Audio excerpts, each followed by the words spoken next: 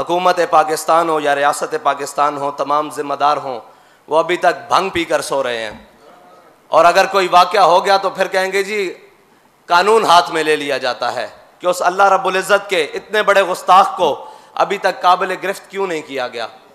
ये वो मुल्क है जिस मुल्क में अगर किताब के टाइटल पर चंद बाइख्तियार और साहिब इक़्तिदार लोगों की तस्वीर आ जाए तो इस किताब को मार्केट में आने से, छपने से रोक दिया जाता है, अगरचे वो कितने ही बड़े सहाफ़ी की क्यों ना हो। लेकिन अगर किसी की इज़्ज़त की बात नहीं है तो वो अल्लाह रब्बुल इज़्ज़त की इज़्ज़त की बात नहीं है, वो रसूलुल्लाह की इज़्ज़त की बात नहीं है, वो शायर इस्लाम की इज़्ज़त की बात नहीं है। ये वो मुल्क है जिसके अंदर इतनी बड़ी तौहीन उसने की और वो शेल्टर और पनाह लेने के लिए इस मुल्क के सूबाई वज़ीर आला को साथ लेते हुए उसके साथी मुल्हिदीन वो जनाब बिलावल भुट्टो ज़रदारी के पास गए और उन्होंने उसको यकीन दिलाया कि इसका तहफ़्फ़ुज़ किया जाएगा। उसने अल्लाह रब्बुल इज़्ज़त के बारे में इतनी बड़ी गुस्ताखी की है और फिर आगे से बकवास किया है कि मैंने मुआशरे की अक्कासी की है। अगर तुमने मुआशरे की अक्कासी करनी थी तो 70 साल से जो मुआशरे को लूट रहे हैं उनके बारे में बात करो ना।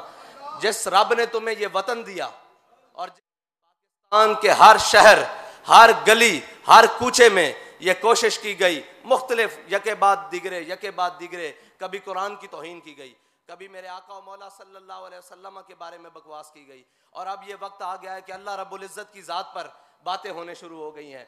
ये वही हालात हैं जो हालात इंडोनेशिया और सूडान के अंदर, रियासत के अंदर एक रियासत खड़ी कर कर, सोच के अंदर वो मुसलमान रियासतें जिन्हें अल्लाह और उसके रसूल के नाम पर हासिल किया गया था, उन रियासतों के अंदर रियासत आलम कुफ्र यहूद व नसारा ने पूरी साजिश कर कर उसके अंदर रियासत के अंदर रियासत खड़ी कर कर एक नई सोच देकर फिर ये क्या हुआ कि सूडान के 2 टुकड़े हो गए। ईसाइयत की दाग बेल्ट डाली गई और ईसाइयत के नाम पर सूडान एक मुसलमानों का सूडान होगा और एक ईसाइयों का सूडान हो गया। और उसी तरह की दाग बेल आज पाकिस्तान में डाली जा रही है कि सेकुलर स्टेट के नाम पर वो मुल्हिदीन का टोला जो अब अल्लाह रब्बुल इज़्ज़त की ज़ात तक आ गया और उसके ऊपर इतराज़ात करने शुरू हो गए। वो इतराज़ात ऐसे हैं कि जो कम अज़ कम मिंबर पर खड़े होकर बयान नहीं किए जा सकते। इतनी गलीज़ किस्म की गुस्ताखी जो उन्होंने की। लेकिन अगर हमारे हुक्मरानों ने, हमारे ज़िम्मेदारों ने अपनी इज़्ज़त से बढ़कर अल्लाह और उसके रसूल की इज़्ज़त को समझा होता तो फिर इनको पता होता ना कि उसको कैसे लगाम डालनी है, उसको कैसे नकेल डालनी है। यहाँ तो वो किताबें छपने के लिए रोक दिया जाता है और अगर इज़्ज़त पर बात आ जाए तो फिर जनाब 2 दिनों में एतमाद का वोट ले लिया जाता है। कहाँ हैं वो सारे असबाब, कहाँ हैं वो सारी फोर्सेस, कहाँ हैं वो सारी चीज़ें जो तुम्हें आलियान इस्लाम नजरिया पाकिस्तान के प्रचार करने वालों पर तो इस्तेमाल करनी आती हैं और जो रब की शान में इतनी बड़ी गुस्ताखी करे उसके ऊपर इस्तेमाल करनी नहीं आती। बल्कि तुम सोए हो घर बैठकर, लेकिन सोए रहो, कोई बात नहीं। तुम्हें पता ही नहीं है कि तुम्हारे सोने से मुल्क का हशर क्या हो जाएगा और मुल्क को किस जानिब लेकर तुम चले जाओगे और किस जानिब ये मुल्क चला जाएगा और क्या इसके नताइज निकलेंगे।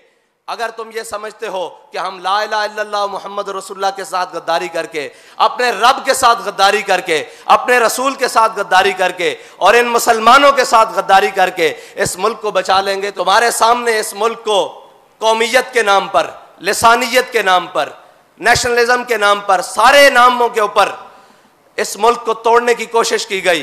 तो इस मुल्क के अंदर एक ही नजरियाती वो कौम खड़ी हुई जिन्होंने अपने हबीब का कलमा पढ़ा। उन्होंने कहा हमने एक मुल्क इसलिए नहीं लिया था कि हम इसमें मुहाजिर बन के रहें, हम इसमें सिंधी बन के रहें, हम इसमें बलोच बन के रहें, हम इसमें पंजाबी बन के रहें, हम इसमें पश्तून बन के रहें। हमने तो मुल्क इसलिए लिया था कि हम सब इसमें मुसलमान बनकर रहेंगे और इस मुल्क को ला इलाहा इल्लल्लाह मुहम्मद रसूलुल्लाह की तजर्बागाह बनाएंगे। लेकिन क्या किया कि इस मुल्क को कभी किसी ने कौमियत के नाम पर काटा, कभी किसी ने लिसानियत के नाम पर काटा, कभी किसी ने जनाब अब नेशनलिज्म के नाम पर काटा, अब सेकुलर स्टेट बनाने की बातें हो रही हैं। याद रखना, जब तक हुजूर के कलमा पढ़ने वाले, हुजूर के गुलाम इस मुल्क में बसते हैं, मुल्क को उस जानिब नहीं जाने दिया जाए। अभी तो हम फ्रांस के मुकाबले में खड़े हैं, अभी तो हम फ्रांस की गुस्ताखी का जवाब देने के लिए तुम कलमा गो से मिन्नतें कर रहे हैं कि जनाब सफीर को बाहर निकालो। अब मिन्नतों से तो बात इंशाल्लाह आगे चली गई है, अब तो 20 आने वाली है।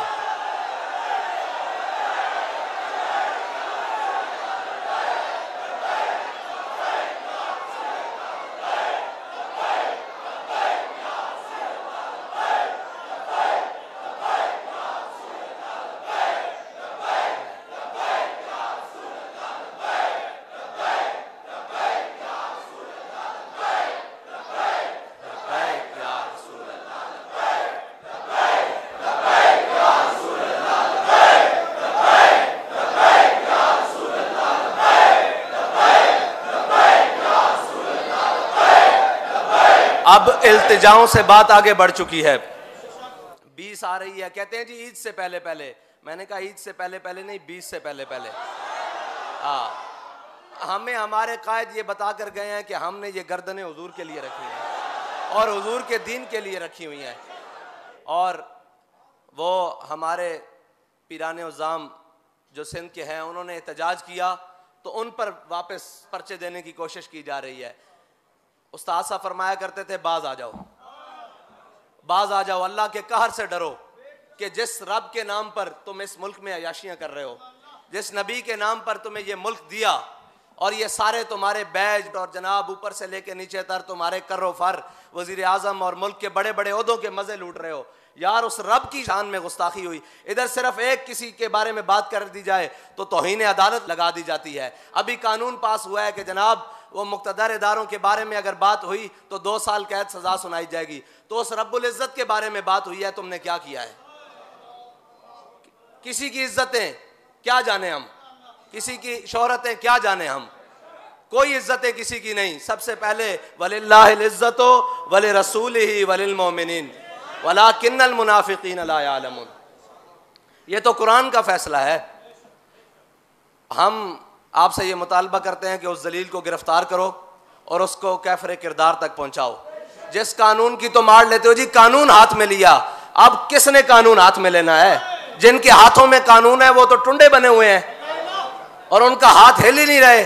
और यहां पर जरा सिर्फ लब्बैक वाले बाहर निकल आए तो जनाब गाड़ियां भी पहुंच जाती हैं और जनाब फोर्सेस भी पहुंच जाती हैं। जी क्या होने लगा है यहां तो हुजूर का नाम बुलंद होने लगा है, वहां गुस्ताखी हुई है, तुम क्यों नहीं पहुंच रहे?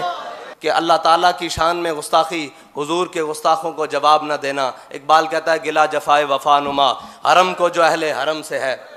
इकबाल कहता है ये जो हरम में बैठे हैं ना, पाकिस्तान हरम है ना, ये रसूलुल्लाह के नाम पर हासिल हुआ है। इकबाल कहता है गिला जफाए वफा नुमा हरम को जो अहले हरम से है, किसी बुत कदे में बयान करूं तो सनम भी कह दे हरी हरी। कहता है किसी सनम, किसी बुत के सामने बयान करूं ना तो वो भी कहे कि वाह मुस्लिया वाह, तू उस वादउला शरीक का कलमा पढ़ता है जिसके बारे में गुस्ताखियां हो रही हैं और तू घर में मज़े से बैठा हुआ है और तेरी रियासत के जनाब तमाम जिम्मेदारान घर में सो रहे हैं, उन्हें पता ही नहीं है कि हो क्या रहा है। लेकिन इकबाल कहता है कि अगर ये किसी बुत कदे में बयान कर दूं तो सनम भी और जनाब बुत भी कह दें कि वाह मुस्लिया वाह, तेरे कलमा पढ़ने की भी क्या बात, तूने किसका कलमा पढ़ा और कैसी बातें करता है। अल्लाह ताला हमें हुजूर की मोहब्बत अता फरमाए।